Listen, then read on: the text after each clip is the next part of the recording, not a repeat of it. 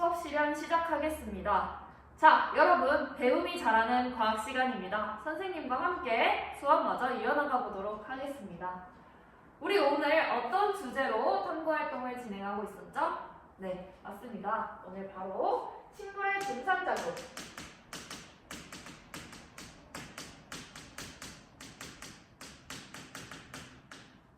이라는 주제로 우리가 탐구활동을 진행해보고 있었습니다. 자, 우리 지금까지 여러분이 탐구 과정을 살펴보고 그 결과가 어떻게 나올지 예상하고 그 이유까지 발표해보는 시간을 가졌습니다. 선생님과 함께 그러면 탐구를 열어보도록 합시다.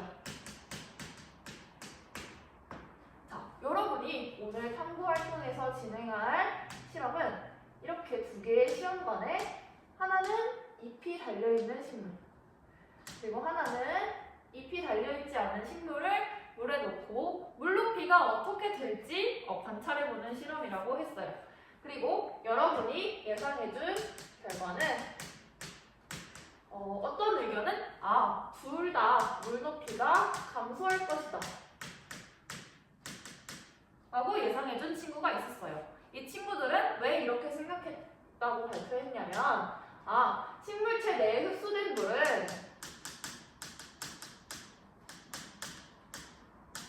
모두 이 식물체 내에 저장될 것이다.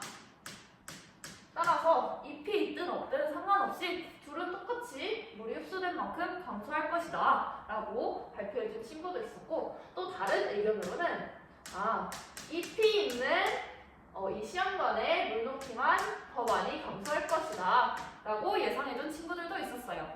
이 친구들은 왜 이렇게 생각을 했었냐 하면 뭔가 잎을 통해서 물이 빠져나갈 것 같다.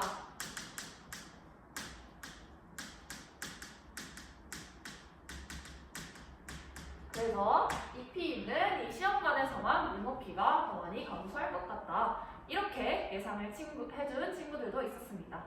자, 그러면 우리 이제 탐구활동을 직접 실행해보면서 이 예상한 결과가 맞을지 탐구활동을 진행해 보도록 할 건데, 그 전에 선생님이 안내사항을 먼저 안내하고 탐구 시작하겠습니다. 자, 먼저 가장 중요한 점.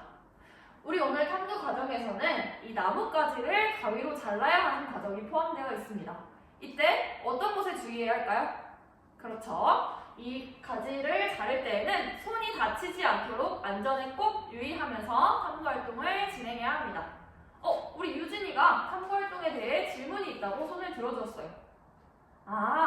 우리 탐구 과정 중에 이 물에다가 기름을 몇 방울 떨어뜨리는 과정이 있는데 그 과정은 왜 일어나는 건지 유진이가 궁금하다고 질문을 해주었어요.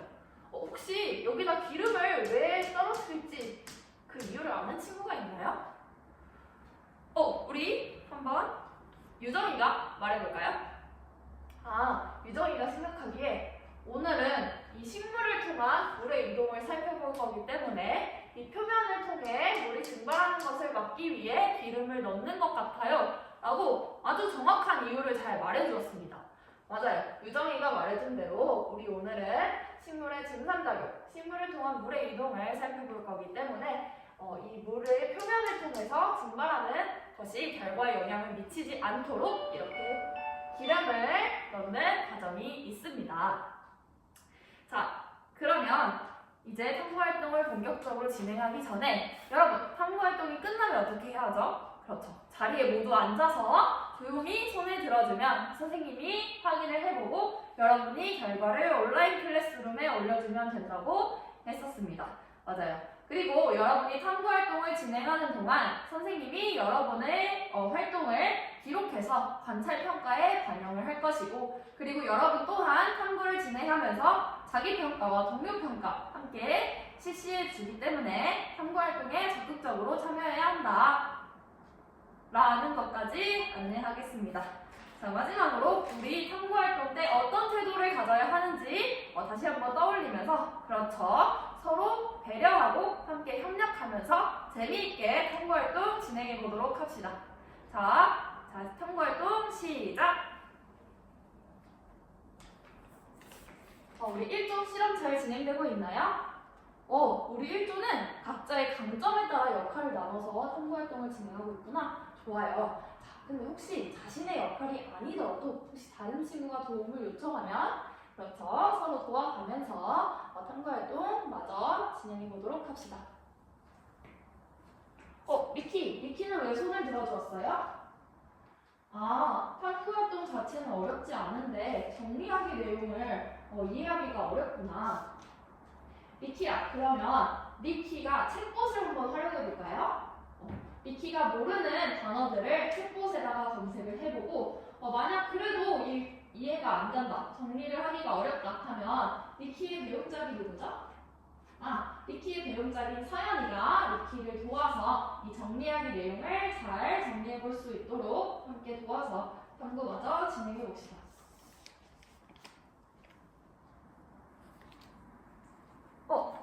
이조는 손을 들어준 걸로 보아서 탐구 활동이 끝났나요? 선생님이 한번 확인해 보도록 하겠습니다. 우리 이조는 좀 탐구 활동이 빨리 끝났는데 그러면 결과를 온라인 클래스룸에 올리고 그리고 왜 이런 결과가 나왔을지 여러분끼리 한번 다시 생각해보고 토의하는 시간을 가지도록 합시다. 그리고 남은 시간 동안 자기평가랑 동료평가도 함께 진행해주세요. 자, 여러분. 이제 선생님이 주어진 시간이 다 끝났는데 혹시 아직 탐구 활동을 마치지 못한 조가 있나요? 모두 다 같이 협력해준 덕에 시간 내 탐구 활동을 모두 마칠 수 있었습니다. 자, 그러면 여러분의 탐구 결과를 바탕으로 우리 탐구를 정리하는 탐구 정리 시간으로 들어가 보도록 하겠습니다.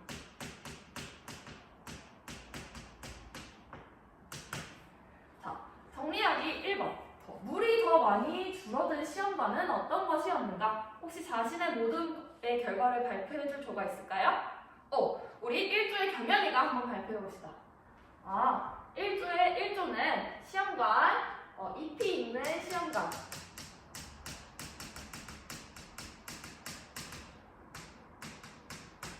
이 잎이 있는 가지가 있는 시험관에 물이 더 많이 줄어들었다고 합니다. 혹시 다른 결과가 나온 모둠도 있나요? 다 비슷한 결과가 나왔군요. 우리 온라인 클래스룸에 올려준 결과를 보니 다 비슷하게 잎이 있는 가지를 넣은 시험관에 물이 더 감소했다고 합니다. 자, 그러면 이 두 시험관의 물 높이의 차이가 나타나는 까닭을 혹시 발표해볼 친구가 있을까요? 우리 정민이가 한번 발표해볼까요? 좋아요. 자, 정민이가 발표한 내용을 같이 한번 살펴봅시다. 자, 정민이가 생각했을 때 잎이 있는 시험관은 잎을 통해 물이 빠져나갔기 때문에 물의 높이가 감소했고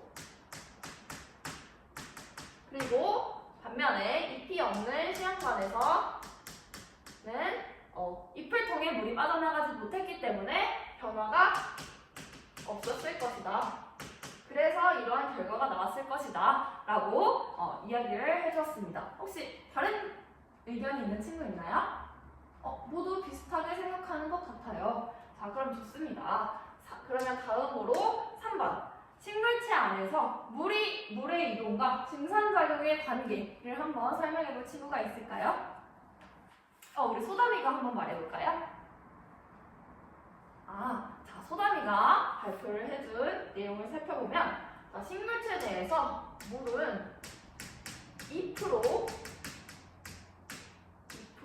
이동하고 이렇게 2% 이동한 물은 증산작용을 통해 공기 중으로 빠져나간다 라고 대답을 해 주었습니다. 자, 여러분, 그러면 이 증산작용이라는 거 정확히 어떤 것을 증산작용이라고 하는 것일까요? 증산작용. 여러분들이 증산작용은 잎을 통해 물이 공기 중으로 빠져나가는 현상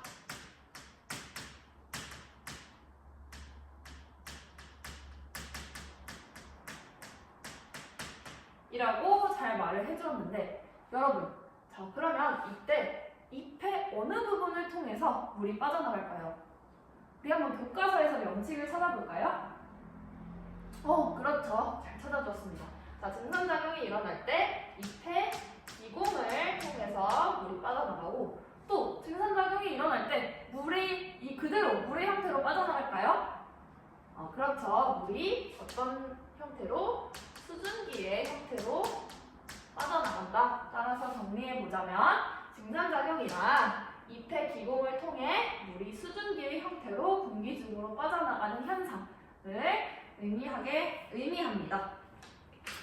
자, 그러면 이렇게 여러분이 정리하기 내용 토의한 것까지 들어봤는데 우리 자료 2를 활용해서 여러분이 탐구 결과 도출한 결과가 과학적으로 정확한지 한번 같이 살펴보는 시간을 갖도록 하겠습니다. 자, 자료 2의 그림을 살펴보면 이렇게 식물이 하나 있어요. 식물에 이렇게 잎도 많이 달려있고 그리고 뿌리도 있는 식물 그림이 있습니다. 자, 여러분 이 잎에 존재하는 물은 어떻게 될까요? 그렇죠. 여러분이 말해준 것과 같이 광합성에도 사용되고 또 그렇죠. 오늘 탐구 결과를 통해 살펴본 것과 같이 기공을 통해 잎의 기공을 통해 수증기의 형태로 빠져나가는 어떤 작용? 그렇죠. 증산작용이 일어난다. 자, 여러분 그러면 잎에서 증산작용을 통해 이렇게 물이 빠져나가 버리면 이 잎에 부족한 물은 어떻게 채울 수 있을까요? 어떻게 보충할 수 있을까요? 좋아요. 여러분이 그림을 바탕으로 잘 대답을 해 주었는데 맞아요. 이 잎을 통해서 빠져나간 이 물은 바로 줄기의 물관을 통해서 물이 다시 잎으로 이동하게 됩니다. 그러면 줄기에 부족한 물은 또 어떻게 채워요? 그렇죠. 또 비슷하게 뿌리의 물관을 통해서 물이 다시 부족한 줄기로 채워지게 됩니다. 그러면 뿌리에는 물이 없어질 텐데 뿌리에는 물을 어떻게 채울 수 있을까요? 그렇죠. 뿌리에 있는 뿌리털을 통해 이 토양에서 물을 흡수하게 됩니다. 이처럼 물이 증산작용을 통해 빠져나간 물은 어떻게 채워질 수 있냐? 바로 줄기와 뿌리의 물관을 통해 이렇게 잎까지 채워질 수 있다. 이처럼 증산작용은 뿌리로부터 줄기를 거쳐 잎까지 물이 이렇게 흡수되어 이동할 수 있는 그러한 힘을 제공하게 됩니다.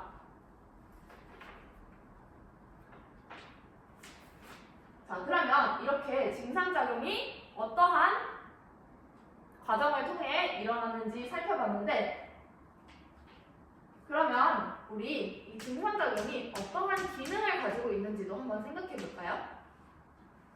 자, 잎을 통해 물을 내보내. 그러면 식물체가 가지고 있는 물은 어떻게 될까요? 그렇죠. 감소하겠죠. 이처럼 식물이 가지고 있는 물의 양을 조절할 수 있습니다. 수분량을 조절할 수 있어요. 또 한 가지, 여러분 만약에 더울 때 물을 발라놓고 이렇게 부채질을 하면 느낌이 어때요?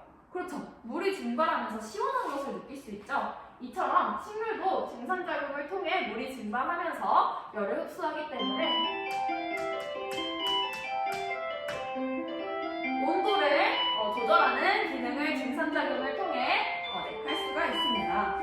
자, 이렇게 우리가 자료 1을 통해서 증산작용의 과정과 기능에 대해서도 같이 살펴봤는데 여러분, 그러면 오늘 탐구 과정을 통해 자신의 생각이 이렇게 변화했다라는 것을 발표해볼 친구가 있을까요? 우리 호준이가 한번 말해볼까요? 그렇구나. 호준이가 처음에는 식물체 내로 흡수된 물은 모두 식물에 저장되기 때문에 저장될 것이라고 생각을 했는데 오늘 탐구를 해보니 대부분이 증산작용을 통해 빠져나가는 것을 알 수 있었다고 이야기를 해주었습니다. 또 덧붙여서 우리 하영이가 더 알게 된 점을 말해주겠다고 합니다. 그렇구나. 증산작용을 통해 잎에 있는 물이 빠져나가면서 뿌리로부터 줄기를 통해 잎까지 물이 이동하는 힘을 제공하고 또한 잎에 제공된 물은 정확성에도 사용된다라는 것을 알 수 있었다고 잘 발표해 주었습니다. 좋아요. 여러분 그럼 지금까지의 탐구활동을 바탕으로 평가하면서 다음으로 넘어가 보도록 하겠습니다. 이상입니다.